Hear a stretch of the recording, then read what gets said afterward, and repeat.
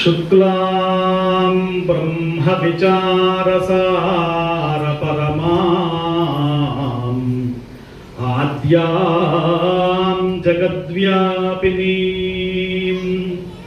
वीणा पुस्तकधारिणीमभयदां जाड्यान्धकारापहां हस्ते स्फाटिकमालिकां विदधतीं पद्मासने संस्थितां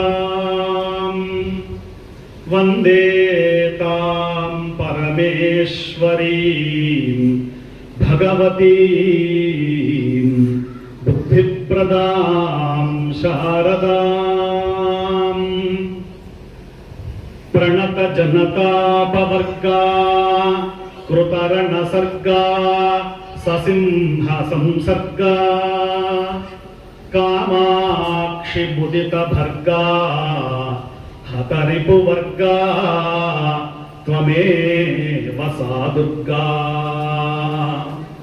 विमलपटी कमलकुटी पुस्तकरुद्राक्षशस्तहस्तपुटी कामाक्षि पक्ष्मलाक्षी कलित विपंची विभासी वैरिंची श्रुतिस्मृति पुराणानाम् आलयं करुणालयं नमामि भगवत्पाद शंकरं लोकशंकरं।